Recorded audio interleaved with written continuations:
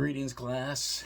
Welcome to week 5. I think we have a lot of fun things to do this week as we continue reading about Old Testament personalities and the leadership styles that they used. I think you will have good opportunity for class discussion with one another this week, and I encourage you again to pay attention to our time with God, posting prayer concerns and offering words of support and prayers to one another. That's an essential part of online academics, is showing care and support for one another. And you do it so well, so I look forward to doing that again with you this week. Well, as you know, we have identified a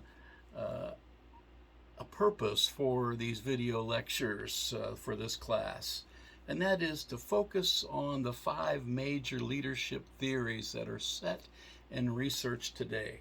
It's not that what we're reading from our textbook is not important. It is very important, but it's not academic in the sense that it's research-based.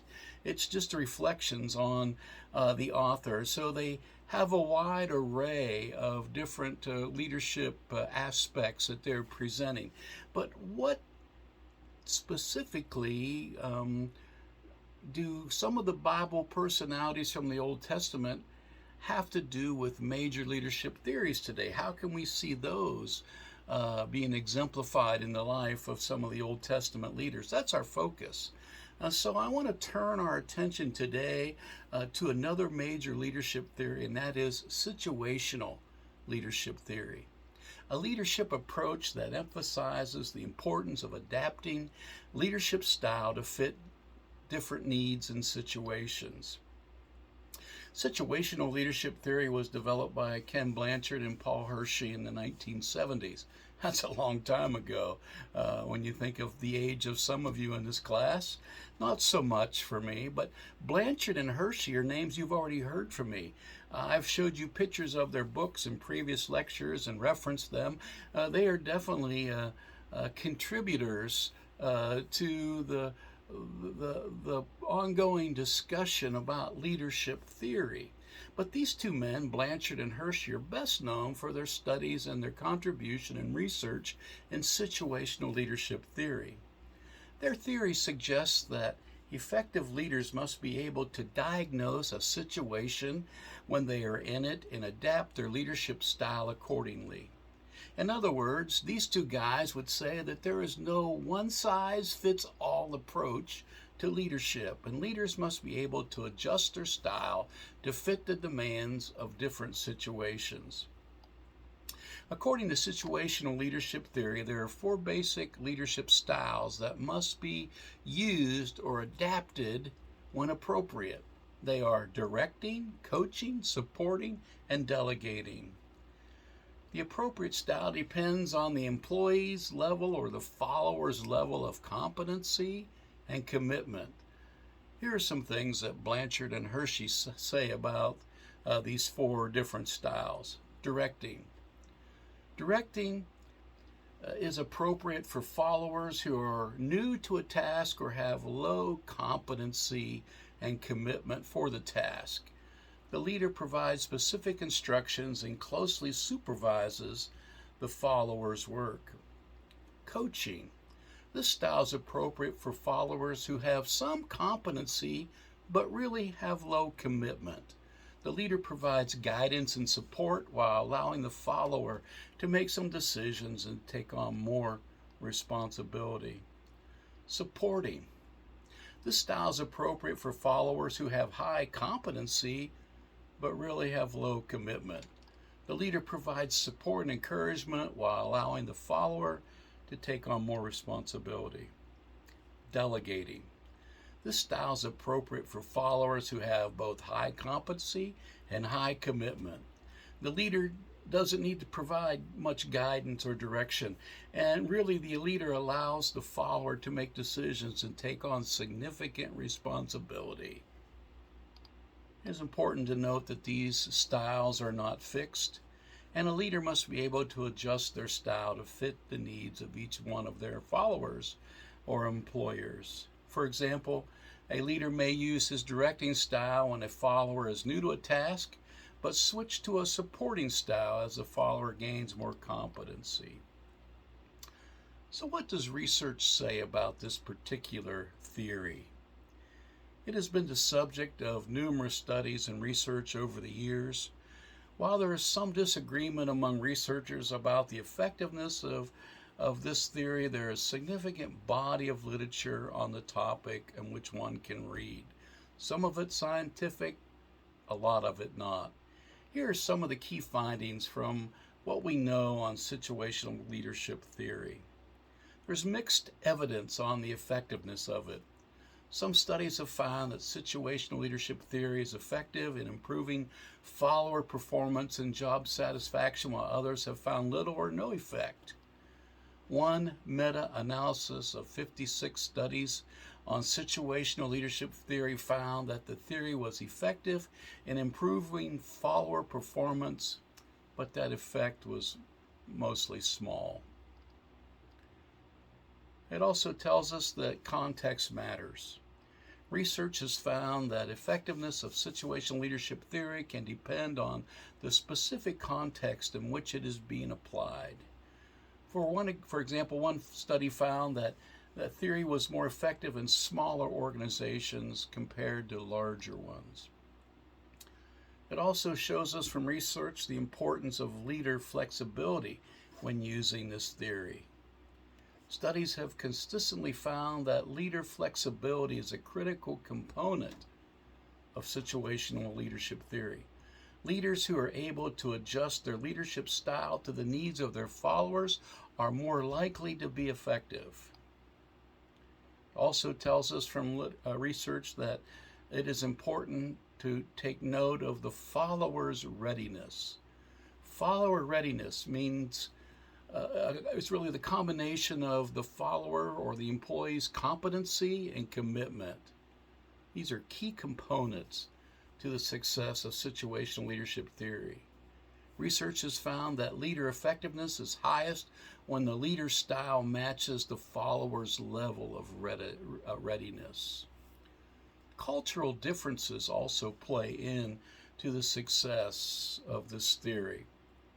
Some studies have explored the cultural differences and how situational leadership is applied. For example, one study found that in collectivism cultures, where social or group ties are strong, where there's a pack mentality, that situational leadership theory was less effective. While on the other hand, in cultures where there's an individualistic approach, cultures where individualism is predominant, or the lone wolf, not the pack mentality, but the lone wolf mentality, research found that the theory was more effective. Research also identifies the strengths and the weaknesses of situational leadership theory. Flexibility is one of the key strengths of the theory. The theory recognizes that there is no one-size-fits-all approach to leadership, and leaders must be able to adjust their style to fit the needs of their followers. This flexibility allows leaders to be more effective in different situations with different types of followers. It also tells us that the focus of this theory is on followers. Situational leadership theory places a strong emphasis on understanding the needs and the abilities of followers. The focus on followers helps leaders develop better relationships with their team members and creates a more supportive work environment. Practicality would be another thing. Situational leadership theory is a practical and easy to understand approach to leadership. The 4 leadership styles are straightforward, and leaders can quickly assess the situation and choose the appropriate style. The style also enhances communication. Situational leadership theory emphasizes the importance of communication between leaders and followers. Leaders must provide clear direction and support, while followers must be able to ask questions and seek clarification. This emphasis on communication creates a more collaborative work environment. It also improves decision making. By considering the needs and the abilities of employees or followers, leaders can make better decisions about how to allocate resources and to delegate tasks. This approach to decision making can help organizations become more efficient and effective. What about the weaknesses? Well, research speaks to that as well. One would say it's overly simplistic. While the four leadership styles used in situational leadership theory are straightforward, they may not capture the complexity of all the leadership situations that may be needed. There may be situations that require a more nuanced approach, and situational leadership theory may not provide the guidance needed to address these situations. Difficulty in applying would be another weakness. Assessing a follower's level of competency and commitment can be difficult, and different leaders may have different interpretations of what constitutes high or low levels of competency and commitment. This can make it challenging for leaders to apply situational leadership theory in practice. Another criticism or weakness would be a lack of empirical support. While situational leadership theory is widely used, there is limited scientific evidence or data to draw upon and use in comparison with other leadership theories to support its effectiveness. There's a lot of literature about it, but not a whole lot of real good science and data on the subject. Some studies have found that situational leadership theory is effective, while others have found little support for the theory. Most certainly, more data is needed in this particular, when thinking of this particular theory.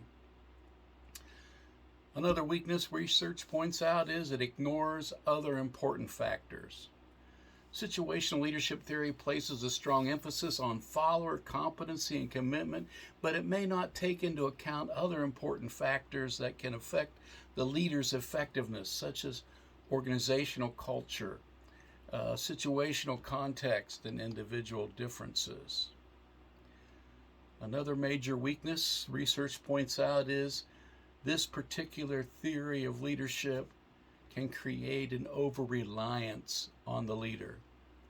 By focusing on the leader's role and being able to adapt to the follower's needs, the situational leadership theory may create an over-reliance on the leader to solve problems and make decisions. This can hinder the development of followers in terms of them being able to develop individually and develop more in their own competency as a leader. Despite these criticisms and weaknesses, situational leadership remains a useful tool for us who want to seek to improve our leadership skills. By understanding the different leadership styles and the factors that influence their effectiveness, leaders like us can become more adaptive and effective in a variety of situations. Overall, situational leadership theory provides a valuable framework for leadership that can be used to guide decisions and improve performance in organizations when the conditions are right for it. As we wrap up this lecture, what are some examples of situational leadership being found in the Old Testament? Although the theory of situational leadership theory is relatively modern, it can still be identified through several examples in the Old Testament. Here are a few of them.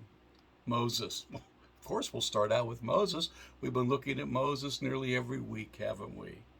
Moses. In the book of Exodus, Moses demonstrated situational leadership when he adapts his leadership style to the situations in which he faces. For example, when the Israelites are grumbling and complaining, he shows empathy and compassion. When he's dealing with Pharaoh, on the other hand, he shows assertiveness and conviction. He was a strong leader.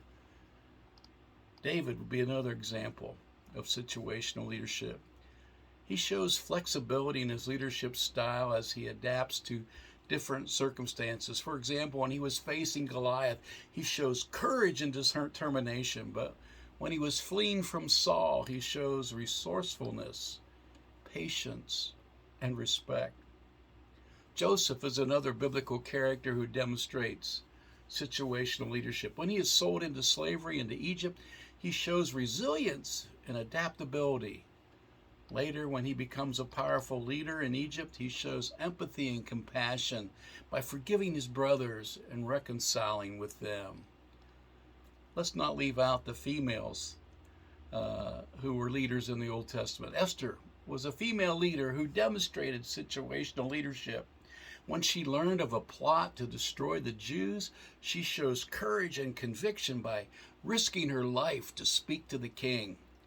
She shows strategic thinking and planning by organizing a banquet to gain the king's favor and to get her desire brought forward on behalf of her people, the Jews. Then there's Nehemiah. He's a great example of situational leadership in the Old Testament. As has been in the past few weeks, let me make some book recommendations to you. These are some books that I've had that I use for research, for lectures like this, and have used in class before. Here's a really good one, Nehemiah and the Dynamics of Effective Leadership by Cyril Barber. Boy, what a great book on how to be a good leader based upon the principles taught through the life of Nehemiah. This is another good book, Nehemiah, Man in Charge. Just a small paperback, but has great ideas and suggestions for how we can be developed into a leader by looking at how God developed Nehemiah into such a leader. And then there's one more book. This could be my favorite book on the book of Nehemiah. It's called Fight for the Family by Jill Briscoe. It is an old book. I'm not even sure where you'd be able to pick it up today, but it is a remarkable book that not only talks about Nehemiah's leadership, but it focuses specifically on the gates that Nehemiah had to reconstruct when rebuilding the walls around Jerusalem. And Jill goes into great detail noting the significance of each one of those gates and how they either let the right things about culture in through those gates, or they allowed the bad things of culture to come in through those gates, and the significance of having those gates rebuilt in terms of holding culture together and making a society civil came down to having the right gates in the walls. And what a great teaching that is for us as we think of our own lives and the things that we let in and the things that we need to keep out in terms of our own personal discipleship and leadership. And so if you're thinking about being a leader for God's people, get this book and study those walls or those gates that Nehemiah built in the walls, because it'll help you in your directing and your leadership of God's people. Fight for the Family by Jill Briscoe. As a leader, Nehemiah faced significant challenge in rebuilding the walls of Jerusalem, walls that had been destroyed by the Babylonians, and he demonstrated several situational leadership qualities through the process. Here are some ways Nehemiah demonstrated situational leadership. He diagnosed the situation. Nehemiah understood the situation he faced and the urgency of the task, and he assessed the situation. Remember, he got on his horse, his mount, and rode around the walls, and at times it was so devastating that he couldn't even pass between the boulders of the wall, and he knew something had to be done in order to preserve his people and to glorify his gods. So he assessed the situation and he identified the resources he needed to accomplish his mission. He provided direction. Nehemiah provided clear direction for his team. He communicated his vision and set specific goals to achieve the task. One of my favorite verses comes from Nehemiah chapter 4, and Nehemiah says to his people as they are getting ready to do that great work, fight for your families, fight for your God, fight for your wives, fight for your children, fight for your homes. We've got to fight to make this happen. And so he was able to provide that direction and to that excitement to bring people together and to get them focused on the task at hand, that it wasn't just about rebuilding a city, it was about protecting family and the values that we hold to. And that would be the makings of a good leader for sure. He built relationships. He built strong relationships with his team and the people he was leading. He listened to their concerns and provided support and encouragement to them when they were scared and fearful of the enemy that was seeking to come in and destroy them. He gave each of them a trumpet or a horn to blow when the enemy comes, and he armed them with the appropriate attire that they needed to respond to the enemy, and it provided confidence and helped them feel secure in their work. And it's all because he heard them out and followed through on meeting their needs and addressing their concerns. And that's certainly a part of situational leadership theory. He adapted his leadership style. Nehemiah adapted his leadership style to every situation he found himself in. He was assertive when he needed to be. He was empathetic. When he needed to be, and he was supportive when his team faced challenge. He was right in there with them, doing the work with them, learning who they were, sharing with them his life. He adapted his leadership style to that situation. He overcame obstacles. He encountered numerous obstacles during the rebuilding process, including opposition from the enemies, resource constraints. They were running low on supplies and logistical challenges. He demonstrated resourcefulness and persistence in overcoming each of these obstacles. He celebrated success. Nehemiah celebrated his team's success and gave credit where credit was due. He recognized the contributions of his team members and thanked them for their hard work. Nehemiah demonstrated situational leadership by diagnosing the situation, providing direction, building relationships, adapting his leadership style to what was needed at the time. He overcame obstacles, and he celebrated people's success. He was a visionary leader who inspired his team to achieve their goals and overcome challenges.